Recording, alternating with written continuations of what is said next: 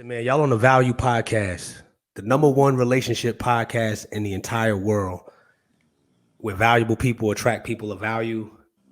And today, listen, man, I got a world changer on here today, man. A world changer, an amazing husband, an amazing father, an amazing man of God. And I'll reiterate on that why I say amazing man of God, but no other than Quest Green. I'm gonna let Quest say a few things about himself before we dive into this because we going in. Yeah, first What's of up, all, Quest? I'm gonna send you the check. You know what I'm saying, for saying all of that. You know what I'm saying, that flavor stuff you said about your man just now. So the check is in the mail. I receive it. Yeah, man. Definitely. This is a long time coming, for real, for real. Yeah. Because we've been talking about it for a minute. You know what I'm saying, and I'm glad that we can finally be here in Wax, man, and just add some value. You know what I'm saying, for some people. So yeah, let's get into this thing, man. Listen, so today we're gonna be talking about experience versus experiment. So here's the thing. Right out the gate, when I say experience versus experiment, what does that even sound like to you? Uh, Experience versus experiment. when I say experience, something that you've experienced, you've seen it for yourself, it's tried and it's true, versus experiment, where you're trying to figure out what the end result is going to be by trial and error, if you will.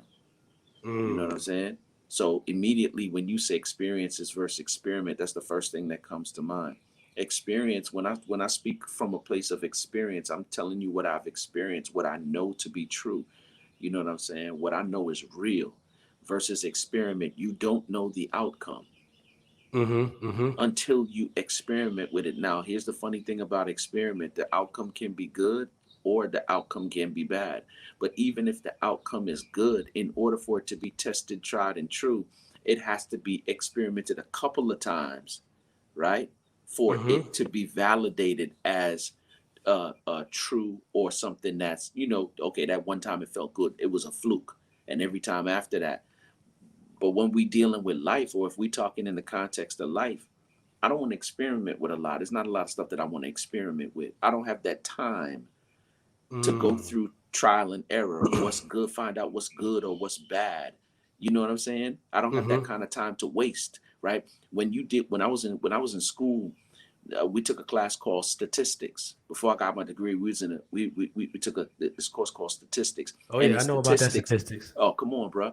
And in statistics, you know that there's a sample survey. In other words, if there's a population, you got to take a portion of that population and you got to experiment the same experiment with X amount of people to find out the efficacy reports and find out if this thing that we're testing is good or bad based upon the responses of a series of people.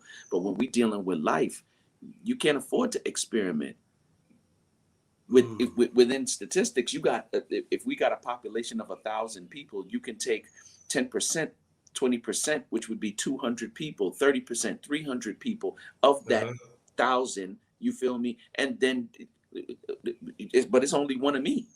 Yeah, yeah. So I don't got time to experiment, bruh. So let me do this because I see where you're going with this, and I want to put these. I know we know what the definitions of these words are, but I like Yeah. to read them because when you get the definition, it starts to turn something up in you. Experiment, it says, as a noun, it says a scientific procedure undertaken to make discovery, test a hypothesis, or demonstrate a known fact. As a verb, it's especially in a laboratory to determine something. So it's a hypothesis. Experience a practical contact with an observation of facts or events. So experience a practical contact with observation of facts and events. So when I say experience versus experiment, how do you believe that connects into relationships? Because I believe what we're doing, especially in the society we live in now, I don't even want to say generation, because I see it happening in all ages. Some people like to just categorize or box in, oh, the young people are moving like this. No, I'm seeing the young and the old in this society we're in now moving in similar ways, because we have old fools and young fools now. Yeah. I mean, we've always had that, but how do you see that connecting to this experience versus experiment, because I believe now we're just experimenting with relationships. Yeah. We're trading in the experience. Yeah. So let's do this then. Are we talking platonic or are we talking romantic? Let's touch on romantic, because a lot of people who tune into my podcast, you know, they know I'm when I say value of relationships, I'm relating it to all relationships in general, but specifically we want to target this romantic, whether it's girlfriend and boyfriend or husband and wife. Okay. All right. So if we romantic now, and you already know the context in which we're going to discuss romantic relationship, because we men of God, the first thing we're going to do is discuss it within the context of God's original plan for relationship, right? Now, you and I both agree, and we can agree, and we probably can argue anyone or debate anyone down to the ground, that God's had an original plan for how relationship is supposed to work. So to your question, I believe with you that we've been doing more experimenting than we have been experiencing, and numbers don't lie. Men lie, women lie, numbers don't. Divorce is at 50%, bro. Sometimes 53, depending on the season that you in. So that right there, like I said, men lie, women lie, numbers don't. Right? So we've been trading in the experience of God for experiment. Why? Ain't nobody want to do premarital counseling. Nobody don't want to declare what their core values are. Something that look good, feel good. You think that it is good, and when you get into it, experiment. You find out what you thought was good ain't good no more. You feel me? All of those different things play a role. Why? Because you didn't follow the original plan. Right? There are some who we have chemistry with, and then there are some who are compatible for us. And I think within that plan that God had for us in terms of relationship, that He wanted us to be with somebody that was compatible. Oh, come on. When we was in Genesis and God spoke to Adam, He said, "It is not right that man should be alone. I will make a suitable." I don't know if you can look up that word real quick, suitable, but I'm sure it is a synonym for compatible. It is a synonym. I mean, I'm sure it is a synonym for experience, talking within the context of relationship. And so when I follow the experience route and I get with somebody that I'm compatible with, I don't experience what those who experiment experience. Now, am I saying that all relationships turn out that way? No, not necessarily. There are flukes here and there, but it's not tested, tried, and true. Before you go down that lane, I want to read this passage from my book, The Experience versus Experiment. And I'm gonna say something after this. The second experience that shifted my paradigm continues in Genesis chapter 2, verse 22 to 24. So the Lord God caused the man to fall into a deep sleep. While the man slept, the Lord God took out one of the man's ribs and closed up the opening. Then the Lord God made a woman from the rib, and He brought her to the man. At last, the man exclaimed, "This one is bone from my bone and flesh from my flesh. She will be called woman, because she was taken from man. That is why a man leaves his father and mother and is united to his wife, and they become one flesh." The man goes through a very dramatic experience. This is what I'm writing. God has put him into a deep sleep, and He takes a piece of the man to form his mate called woman. This describes an experience that solidifies the value of relationship between man and woman. We need to destroy the philosophy of this culture advocating that men do not need women and women do not need men. And I want to say this, you heard what I read, and I know you got something for that, but I want to say this. When I'm reading that passage, I understand everybody doesn't believe in the Bible or biblical terms, but here's the thing, the principles still apply. Come on, man. Because I've spoken to people who are not believers, who are not Christians. I've spoken to people who are atheists, Muslim, Buddhist. They still understand the principles. They still understand that the experience overrides the experiment. Yeah. And so what do you got to say with that? I'm just saying that, like, for real, you just said it a while ago. Look at any area of life. Do you want to go with something that's a possibility, or do you want to go with the sure thing? When you dealing with when you go to the hospital, you want to deal and you sick and you in need of healing. You want to go with the doctor that's like, oh well, maybe this could happen, or you want to go with the doctor that says to you, listen, I'm guaranteeing you that when we do Mm, X, Y, and Z, that this will be the outcome and you will be healed. mm, I'm rocking with the dude who's a sure shot. I'm mm, not. You feel me? Why then, if that be the case, why would you want to do that in all those different areas of life? When you're dealing with your job, you don't want to find out, well, it's a possibility that you may get paid this week, this amount, mm. or you might get paid this amount. That you want to know that, like, come on, I'm living life. I got bills to pay, things to take care of. I don't want to know that when I come in here and I do this job or I'm working, that this is what I'm going to get paid at the end of, what I'm saying, my Well, toil. well, here's the thing. I got something to say to this. I want to play, the person that's probably listening to this because they're hearing us say the experience and the experiment and experience is for sure. And here's the thing. I'm tired. I feel the experience, Mhm. but it doesn't seem like this experience is working out. This experience is supposed to be concrete and for sure. So you know what? I'm gonna start experimenting. Now here's the thing. I'm not saying that. Here's what I want to say. I don't believe that we're just. Here's the way. We're not just doing away with the word experiment because statistics, like you said, when you're doing divorce statistics and things like that, those numbers are accurate. But the But here's the thing. experience, hold on, Mhm, the experience that I'm having with this God and with this relationship, mhm. it feels so out of place that I'm just gonna test my way. Mhm. What if my experiment works? But here's the funny thing about that. If your experiment, even if your experiment works, it's not established. Mm, You know what I'm saying, Jamel? Like, mm. even if your experiment works, how many? Okay, you did it one time. How many more times can you do it like that? Oh. You feel me? You got a fluke. Mm, And people, let me put this out here too, because people think that if you take the experience over the experiment, you won't go through situations that feel like an experiment. L- yes, l- yes. You are going to go through situations that feel like an experiment, but if you do it the way God tells you to do it, then it will be established. Mm. If you do it your way, you can't see the future. You don't know what's to come. So we need to, and what I'm hearing is the valley that you're in sometimes in life, the storm, the trial, the pressure, the adversity, the challenges.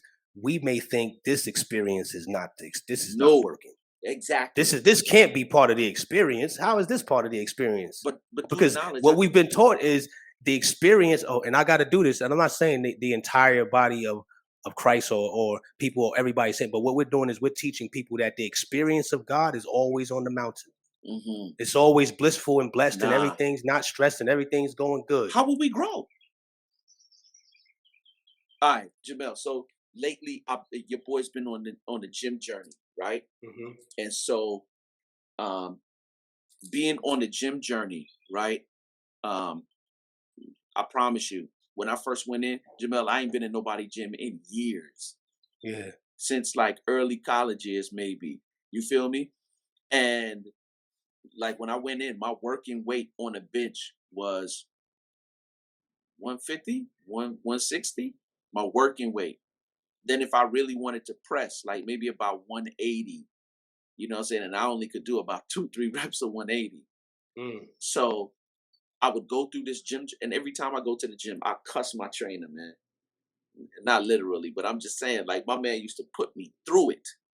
But he was like, yo, every time you come, you show up. Little did I know that I was getting stronger and stronger and stronger. About a week ago, my man put me on the bench and was like, we're going to see what your max is today. I was like, what? Yeah, we're going to see where you are in terms of your strength. He's like, you trust me? I was like, yeah, I don't like you, but I trust you. You know what I'm saying? Hmm. So he Hmm. put me on the bench, right? Now I'm past 180 because I've been deadlifting. I've been doing all kinds of exercises. I've been benching. And we've been doing Hmm. this every Monday, Wednesday, and Friday for months, Hmm. right? So almost doggone a whole year, right? 6 to 7 months, I think it was, right? So I get on the bench, Jamel. right? We start Yeah. off at like 190, 3 reps. By the time we get to 200, 210, he's like, don't push because I just want to see where you at. So he said, do 2 of 200. So I said, all right, cool. 200, no problem. It's a little bit of work. 200, no problem. 210, no problem. 220, no problem. Right about 230, he said, all right, we're going to do 1 rep from here. So 230 come, I bring it down, push that joint back up. 240, bring it down, push that joint back up. 250. And we didn't just jump. We were doing increments of 5 pounds, going all the way Yeah. up. Yeah. 250. I brought that joint down, and it took everything I had on my own. I mean, of course, he's spotting, but he got 250 under his hands on the bar like this, just to Yeah. make sure I'm not, you know what I'm saying? So it's me Yeah. pushing it, but he just guiding it, right? And as I push it, he's like, push, push, put your back in the bench, push. I push, man, put that 250 up, 1 rep of 250. I ain't done 250, and I don't even remember if I ever did 250. Yeah. What am I saying? Yeah. I'm saying that the challenges and changes that you go through in when you in the gym, they produce something. The principle is also same in relationship. That when you go through those difficulties and challenges in relationship, they're supposed to produce something. There's 2 different kinds of valleys. There's the valley that you in because of the stuff that you do, and then there's Mm. God's valley who takes you through for the purposes of growth. Mm. You can't have mountain high experiences if you don't have valley low ones. But I believe that, you know what? I believe even when you're saying that, this is why there's tutors and counselors in our presence. Come on, man. See, here's what I believe. I actually believe that new couples, you could actually have more of a blissful relationship if we take advice from tutors and counselors who have been through these valleys. Now, I'm not saying you're not going to have your own experiences, but I believe that you won't have as many if I continue to keep myself connected with wise Word tutors and up. counselors. Word Like, up. hey, here's a decision we're about to make, or as a single man. Let me just say, as a man, here's a decision I'm about to make. Yo, Quest, what you think about the decision? This is me taking my experience to somebody who may be more experienced in a particular area and say, what do you think? Well, here's some advice I may give right here because I remember I did something just like that. Here we Yep. go right here, and it's been tested and tried and it's true. Come on. I'm not gonna take my experience. This is good. What we end up doing is we take our experience and the decision we're about to make to somebody who's just experimenting with life. Come So on, I go to man. one of my friends and all he does is experiment with life. And I say, yo, what you think about this girl? I'm thinking about, marrying, or we going through this. He like, man, no, I ain't getting married. Sucks, man. Don't be doing all that. Or vice versa with the girl. The woman takes it to her girlfriends. Hey, girls, what y'all think? I met this guy. He's amazing. This, and this. And here they're only associated or only have an understanding of experimenting with life. Your You know what? girlfriend never been married. Your girlfriend don't have no kids, and you going to her for advice about marriage. You feel me? I'm not saying she can't give you some wisdom, but that's not the person I want to go. I want to go to somebody who's experienced.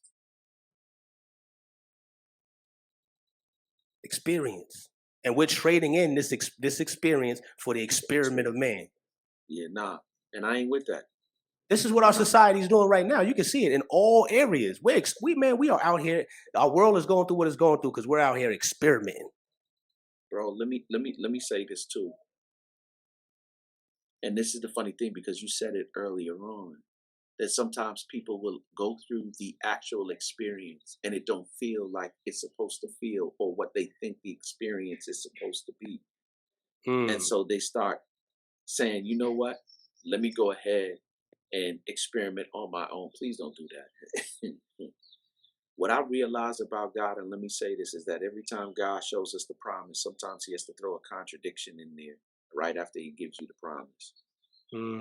Because And I'm gonna say something to that. I'm gonna let you flow, but I got something for that. Yep, it's an indication to let you know whether or not you worship in him or you worship in the promise. You feel me? Sometimes he will throw a contradiction in there after he's given you the promise, right? Just to see where you at, just so you can see where you at. And more importantly, so you can see whether you worship in the promise or the promise giver. The promise ain't changed now. Because he gave it, he's not a man that he should lie. It's going to manifest itself. But what I've noticed about when God gives you a promise, it's usually tied, you know what I'm saying? Well, let's talk promise within the context of blessing. Like for real, them kind of promises and them kind of blessings. I always tell people the same strength that it takes to go through difficulty and challenge is the same strength that it takes to hold up the blessing once you've been blessed with it. You don't believe me? Like a jerk who get $1 million is even more of a jerk now. Them kind of responsibilities, that is blessings that come along. I mean, it's responsibility that come along with them blessings. You feel me? So if you're not prepared to receive that, you're going to mismanage the blessing and you're going to misrepresent who God is. You feel me? So you have to be prepared for it. So there has to be a difficulty or a training. Training don't always feel good because now you experimenting, but you're not experimenting on your own. You feel like you experimented, but God is watching your every move. And he's allowing you to go through it while he's holding your hand so that you can experience. Come on. This is where You know what I'm saying? So you can have the experience. And once you have the experience, you're going to speak, talk, think in a way that nobody else don't think, talk, or speak. Why? Because God held your hand walking through it and you experienced it the way that he needed you to experience it. And now you're established. And now I can bless you. Yeah. But what do we say to somebody, you know, because I believe even while we're talking right now, we're giving solutions at the same time talking about the problem. But what do we say to somebody who's constantly wanting to just do an experiment? Like, man, I'm not with that experience thing, man, because every time I've done it, I failed or it's just not working. So I'd rather do an experiment because some of my experiments are working. Yo, I'll tell you this. I'll wait right here when you come back. Because there comes a point in time, Jamil, I promise you, there comes a point in time, Black, where like for real, you're going to lose. You're going to take an L. Because it's not, you know what I'm saying? It's not tried and true. You feel me? It's not tried and true. And so if it ain't tried and true, then explain to me why am I okay, one time you win, 6 more times you lose. Is it really working? What's the efficacy on that? What's the effectiveness on that? How established is that? If it ain't established, then there's no efficacy in it. Then remind me, why are we doing it again? Yo, bro, let me tell you something. You know, coming from where we come from, we don't like to, you know what I'm saying? We don't like to get help. We don't like to, you know what I'm saying, for whatever reason. How many times you gonna bang your head up against that wall though? Yeah, experimenting. Let me see if this works. Let me see if that works. At some point, you get tired. Oh, come I was on. saying this to somebody. My mom used to say, Jamel, at some point, you're going to be sick and tired of being sick and tired. And when you get to that point, then you're going to leave the streets alone. Then you're going to leave that alone. Then you're going to leave this alone. Even in the new time we're in where people are going on dates or whatever, this is why I say people, I date with a purpose. Like if that purpose is connected to the experience, then we could do something. I'm not out here. People out here experimenting, man. I'm really praying for our society. And this goes for me because at any moment, here's the thing. When I'm talking to people that's listening to this or viewing this, this is not just for the listener or for the viewer. This goes for me as well. Because there's times when I'm going through the experience of God and sometimes I don't like it. I don't like how it's going. And I'm like, you know what? I'm going to try this way for a second. And I start experimenting over here or to the left or to the right, and hit from doing it. It doesn't work, but I tried it. But ain't that the whole premise of how the enemy do what he do though? He try to trick you into thinking that it working. You get a good experience one time. It's kind of come on. You remember them days like for real when we used to be on the block. You know, you know what I'm saying, the heroin addicts. They say that when you get a good experience when you first hit heroin, right, it magnifies the feeling of an orgasm by something like 10 to 12 times. But here's the funny thing, when you go back again to hit it, it's never like the first time. So you end up chasing the hit. You Come feel me? on. And that's the same thing that the enemy does. He allows you to have a good experience the first time, and you experience it thinking that you can get that same experience again, and you end up chasing the hit and coming up empty Wow. every time. Yo, here's the thing, Quest. I did not even plug that into my book, but I was more so talking about the experience of God versus the experiment of man. But then I have to look at it this way now. There's an experience that God offers, but then there's also an experience that the enemy offers. Come on, Because you got to Q. think, he's going to try to duplicate what God does, but in another manipulative way that destroys you. So Anything therefore, I have this experience of God, and then I have this experience of man. Here's the thing: I'm not bashing anybody when I say this, but I'm gonna say what I say because God, his experience was when He blew into man's nostrils and He formed a woman out of man. He said, "The two shall become one," and you have man and woman, husband and wife. And now, what we've done over decades of time, this hasn't just come on the scene. This was in the Roman days. This was in the biblical days. But now we fast forward to the 21st century. That experience of man and woman becoming one as husband and wife. Now we have this experiment where we can take two men and they can go together, and we could take two women and they can be together. Oh, okay. I'm not hesitating. And when I say this, because I know somebody viewing this, I'm just saying that's an experiment.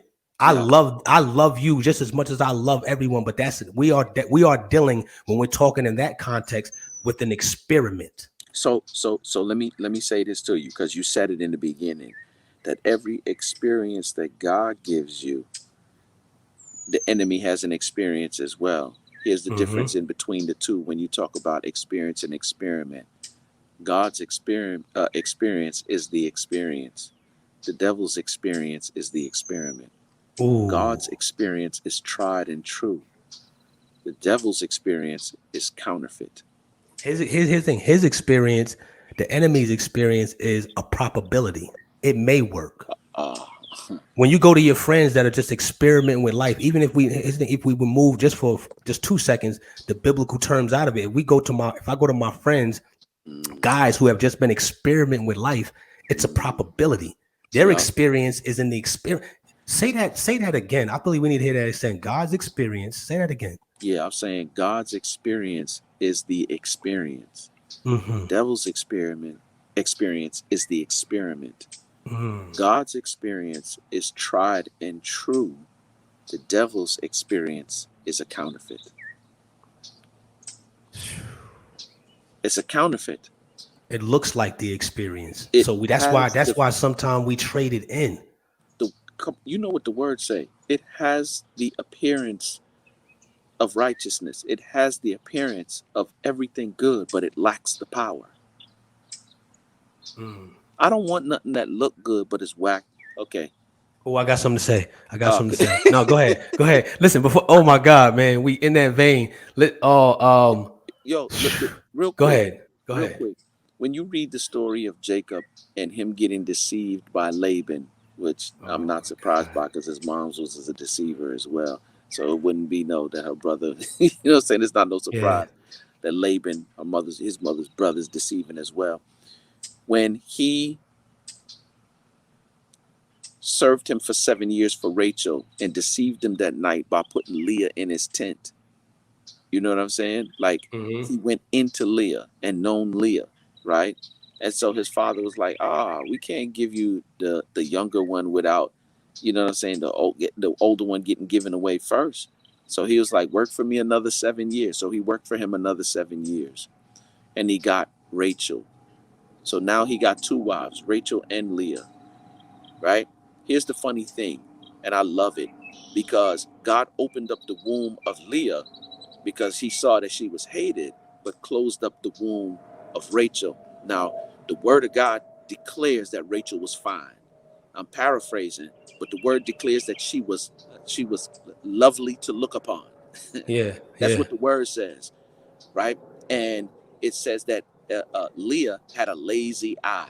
In other words, it makes the clear distinction between the two, that Leah wasn't that hot looking, but Rachel Right. was fine as all get out. Here's the difference in between the two. Leah was fruitful in the womb.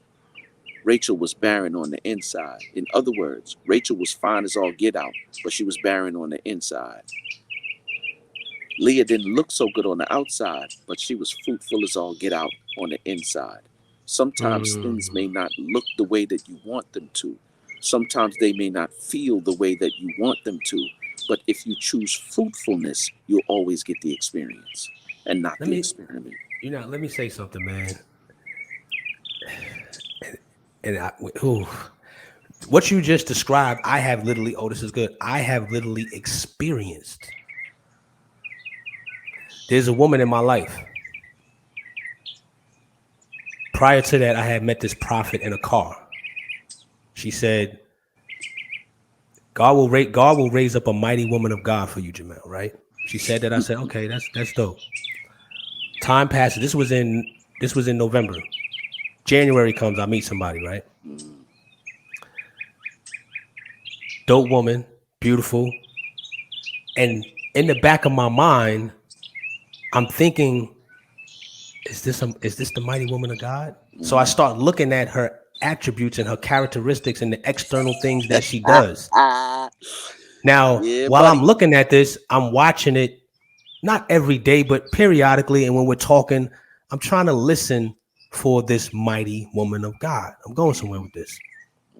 I'm seeing snippets, but I'm not fully seeing it. So one day we're sitting by the water. This was like 2 weeks ago. And I'm looking at her and the thoughts come into my mind again. And I said, you know what, God, like, because we've been together for, it's going on, what, 3.5 months. And I'm like, is this the mighty woman of God? Because I'm like, if it's not, like, what am I really doing? Because it doesn't seem like it. And right in that moment, I'm like, look, Quest, he broke my entire foundation of what I built upon a mighty woman of God. And Yes, when I looked sir. at her again, he said, my strength is made perfect in your weakness. Oh, yeah, And I buddy. was like, okay. And so I'm looking at her, he was like, this relates to the story you just gave about the two women. He said, that's a mighty woman of God.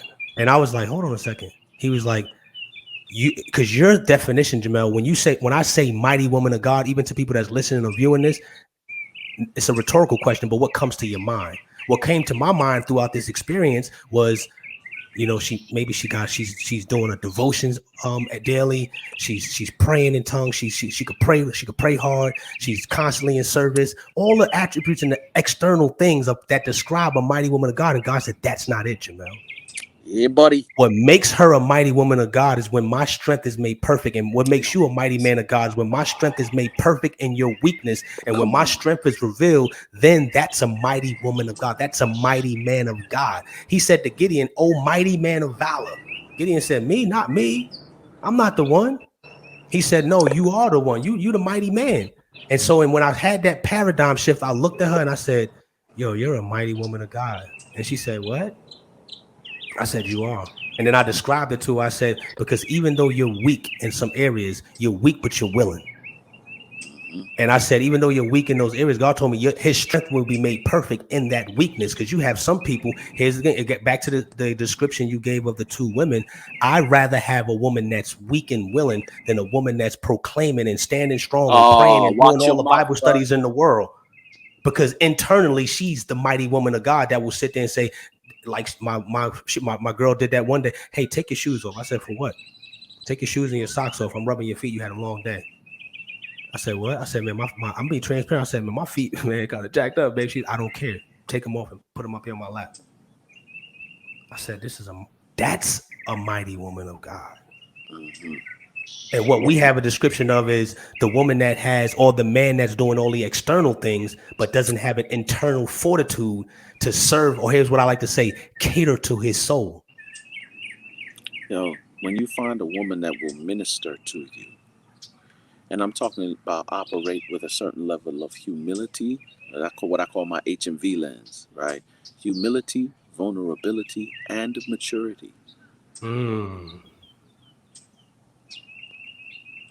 Be careful now.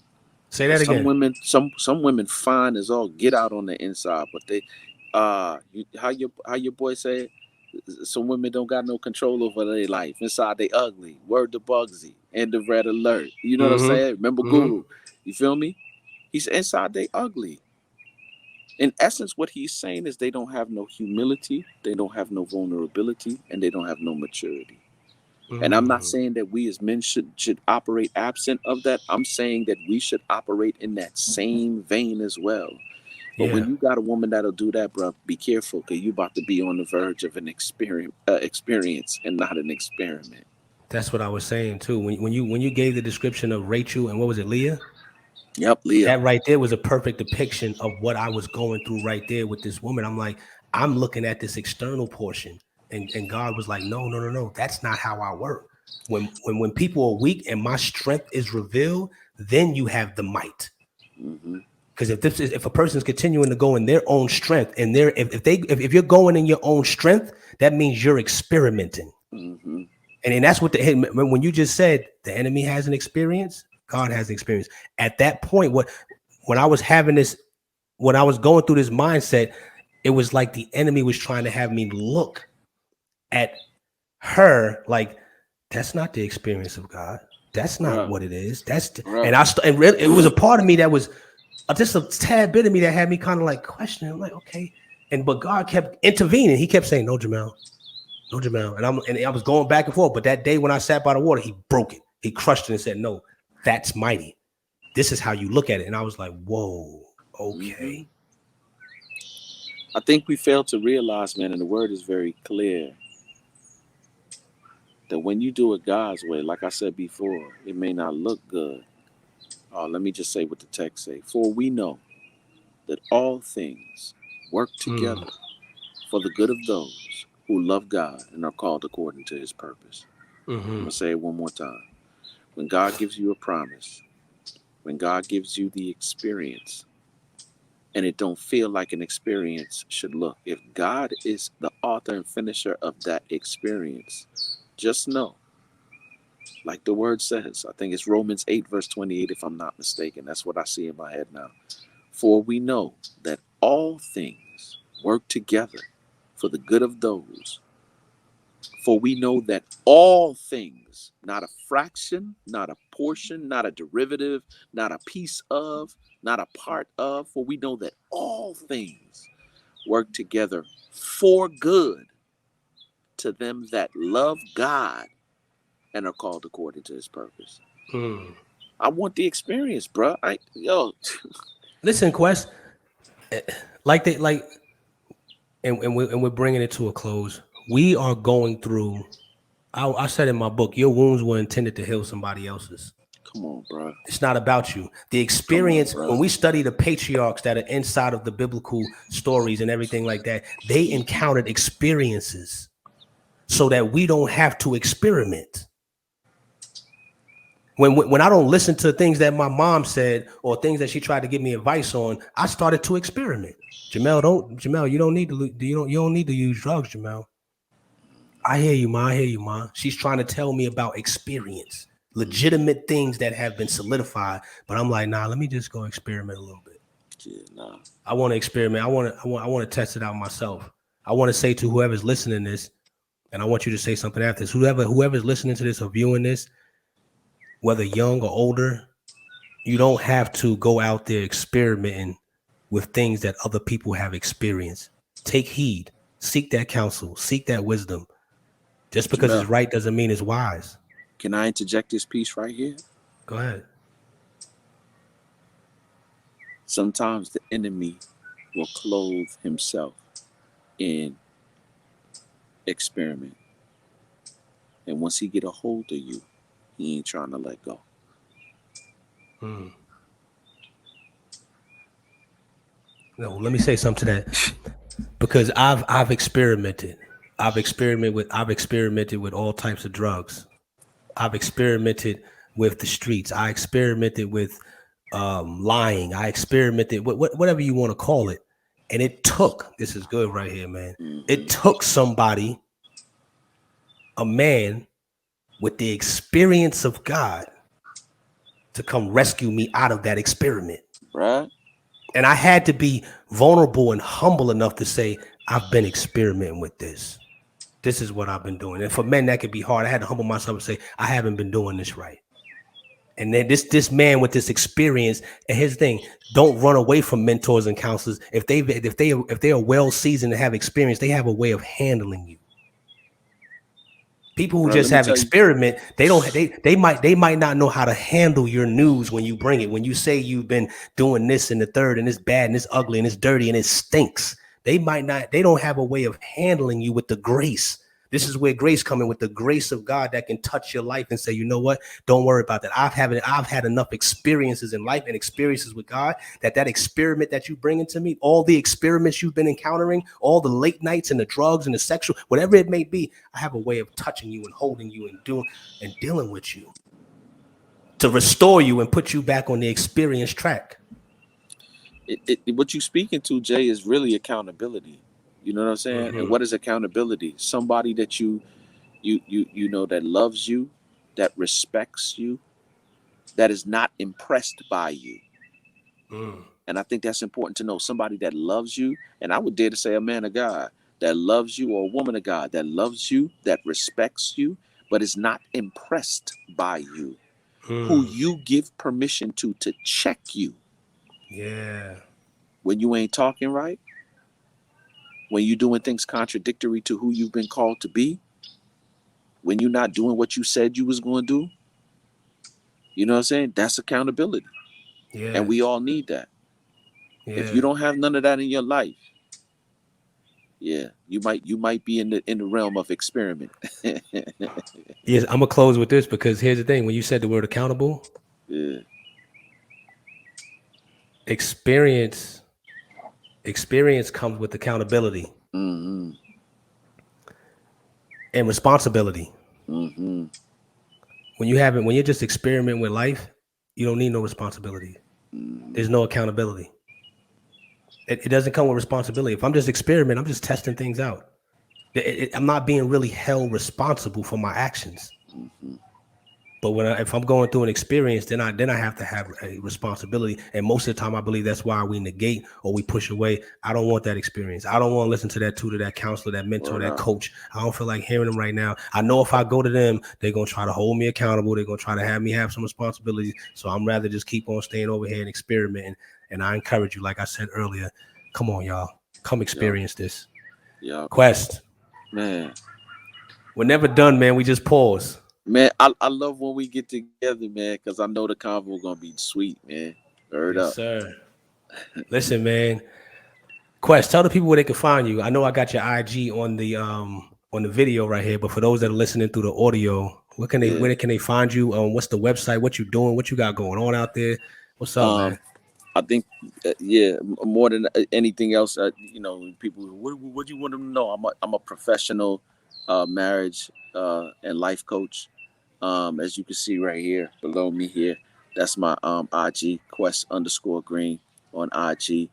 If you want to stop by the website to see what we do in terms of work and building marriages and like for what we do premarital coaching, we do marital coaching.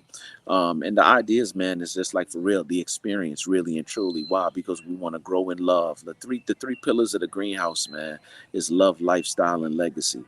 You feel Mm, me? We want to grow in love. We want to create a lifestyle around that. And then we want to pass it on to our children in terms of legacy and our children's children. yeah, I always say that we are now in a position, man, where we can change the trajectory, you know what I'm saying, in terms of our bloodline as it relates to marriage. So yeah, man, if you want to stop by the website, go to jquestgreen.com. On Facebook, we Quest for Faith is the page, but of course you can find me at Quest Green as well. YouTube, we constantly putting content out. You can look for me on YouTube at Quest Green, Twitter at Quest Green. Yep, I think the IG is the only one that got the underscore in between the two. But yeah, man. yeah. Uh, Awesome, man. Well, y'all already heard it right here, man. The Value Podcast, where valuable people attract people of value. I'm Jamel Jackson, your relationship mechanic. I focus yeah. on repairing, evaluating, and giving you the tools you need to maintain healthy relationships. We out of here.